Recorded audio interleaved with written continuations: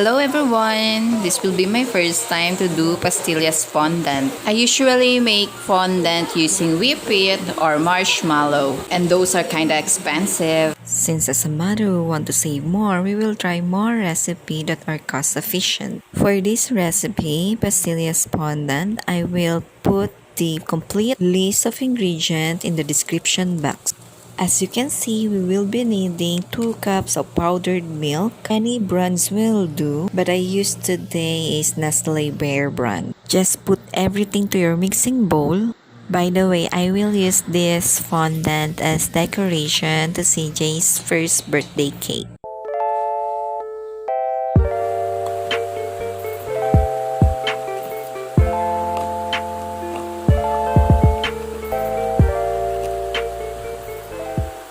For the condensed milk, I use cowbell condensada, but again, any brands will do, whichever you prefer. So with this, we need 7 to 8 tablespoons of condensed milk.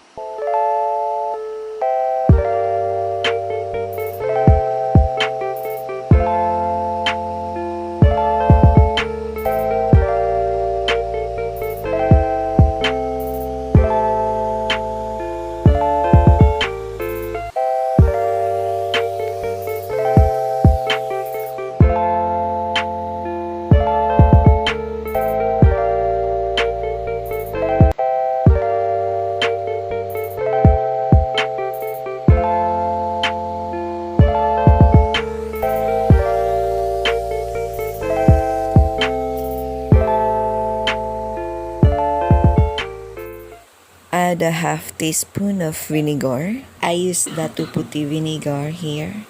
Again, whatever brand of vinegar you want, it's okay.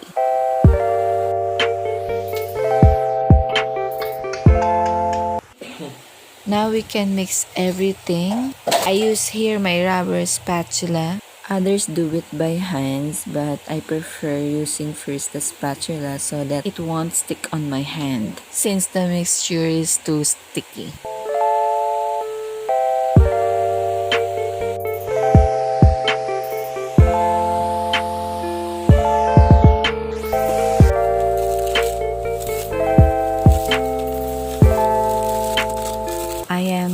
Now the mixture, I place it on wax paper or parchment paper so that it won't stick on our table. I also wear plastic gloves for hygienic purposes, and I'm not comfortable to use my hands in kneading this because it's too sticky. By the way, you can use your rubber mat instead of wax paper or parchment paper. Remember, always knead your butter with love. Do not over knead it. It has a tendency to melt or get softer if you overdo the kneading part.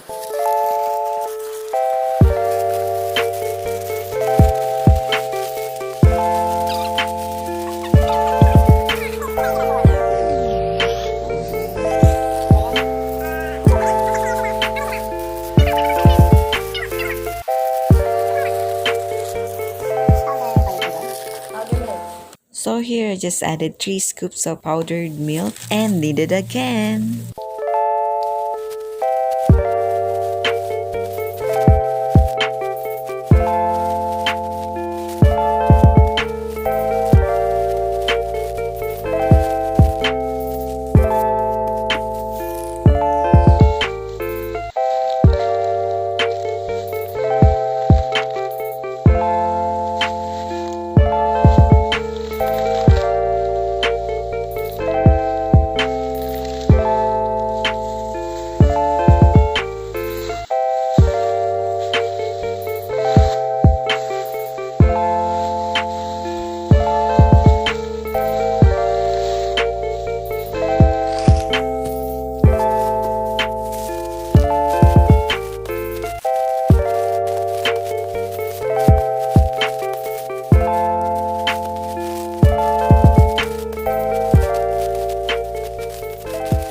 You will know that the pastillas fondant is ready if it's not sticking to your hands anymore.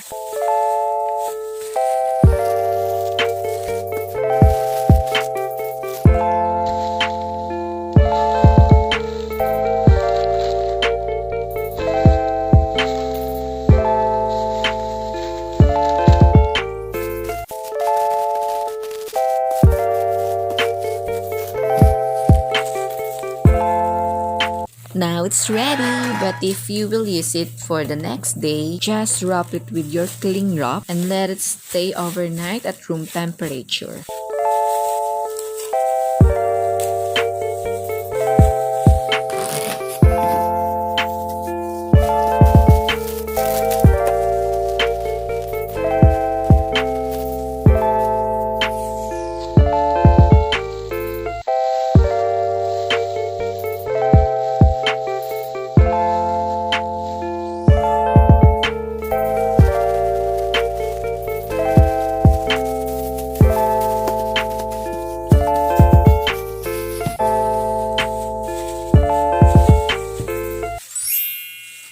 I also put mine in a container after wrapping it with cling wrap and parchment paper.